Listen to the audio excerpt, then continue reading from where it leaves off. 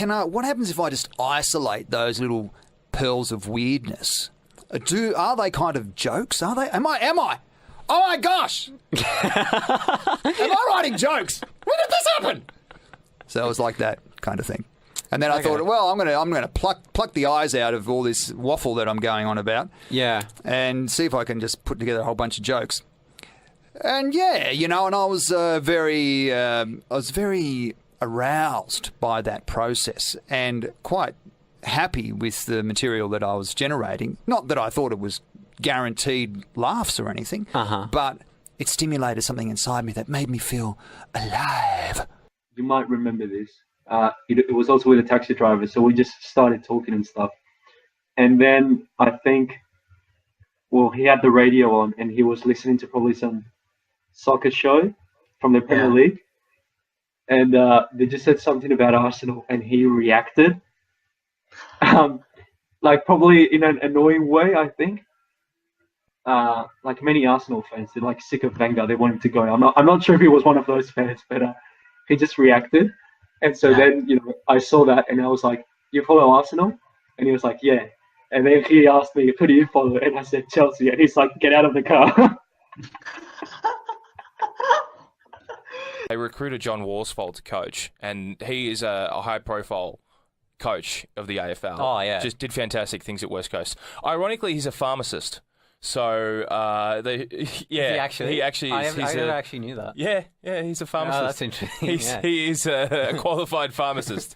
So, I think when it comes to supplement sagas, he will be overlooking everything, and I would not think there would be any more at the Essendon Football Club. What I thought of doing one time was just making a whole bunch of songs in like my own language, just creating my own words, and then just making lyrics which do make sense, but they're in like a language that only I know, and then just leaving it to like the listener to try and figure out like what I'm actually saying. I'd have like kit codes and hints in like the lyric booklet about like what each sound means. If you practice for an hour a day for a month, you'll get better. And but because you solve it so quickly, I mean, I assume that improvements would be very minimal. Yeah. So, for example, over the first, let's say, 4 years of my cubing, I first learned how to solve it, and I got down to 8 seconds.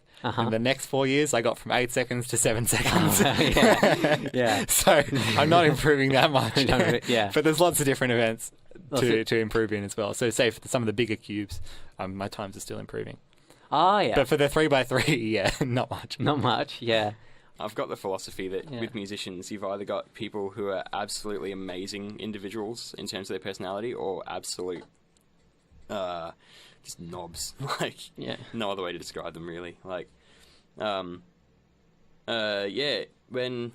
our band started out, there was a lot of butting heads between me and the bassist. There was still a lot of weird stuff going on there, but that's all kind of under the bridge now, which is good. But yeah, egos can be quite impeding until you sort of learn how to deal with it. Because like I was saying, in music, that's always going to happen. You're always gonna have that sort of problem. No one gets out of that. So you just got to learn how to manage it and sort of figure out how to compromise and know what to do to sort of appease that ego. And with the basis that you mentioned, what specifically was the resolution there? How did you get to a point where you found common ground within the music you were trying to create? To be honest, I don't really think we did. I think we just let it go. Yeah, we just spend a night arguing like mad, and then I don't know, one of us would just be like, "Oh yeah, I guess you're right." Like animal onesies. Like onesies is a sort of a now thing, kind of, like people are sort of like, oh yeah, used to be just the thing that kids did, but now you got these furries running around doing weird things and together, and we won't go into it. But they're adults or whatever. So it's kind of like, okay, there's a now thing that I could speak to, And also, it's a kind of silly thing because, hey, it's a bit Monty Python, and that's kind of where I come from with my generation. So it's like, what can I do with that? And it's kind of like, well, yeah, okay. What's something that everyone's going to connect with that somehow is associated to? Of course, roadkill. Excellent.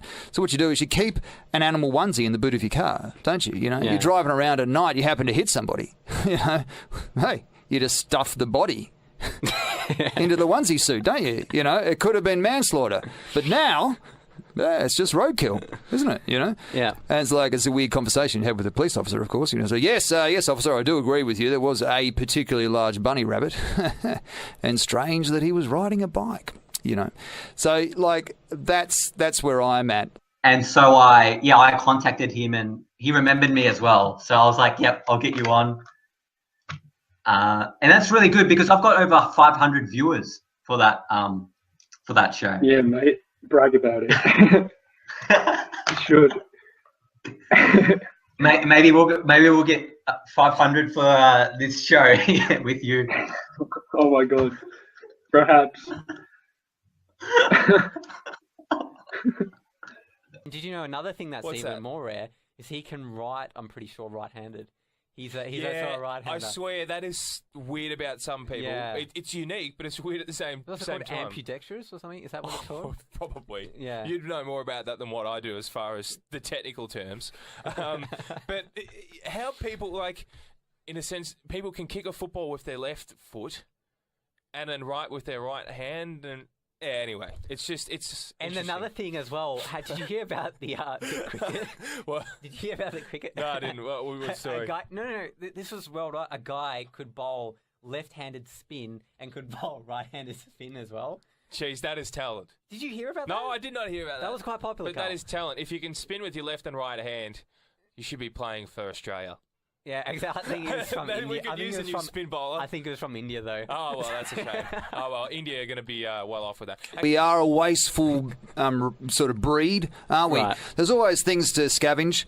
I've noticed that myself. I wake up in the morning. Often I don't even have to get out of bed. I've still got leftovers. Or it's just surrounding the bed, and that seems to get me through.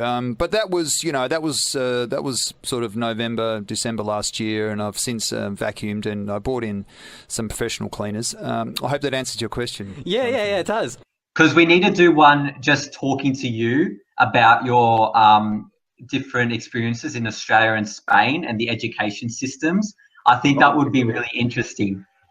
Yeah, funny. I'll do whatever you ask me to, you know, but yeah, I don't know. We just need to find the time slots and stuff.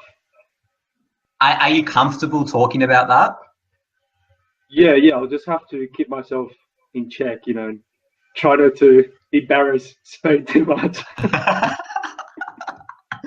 Yeah, well, it's not. The podcast isn't like, you know, popular or anything. It's not. It only gets a few viewers here and there, so it's not like the president of Spain is going to watch. Oh, you know, I might be the president of Spain one day. You never know, but because our current president doesn't know English that well, but so that's an advantage.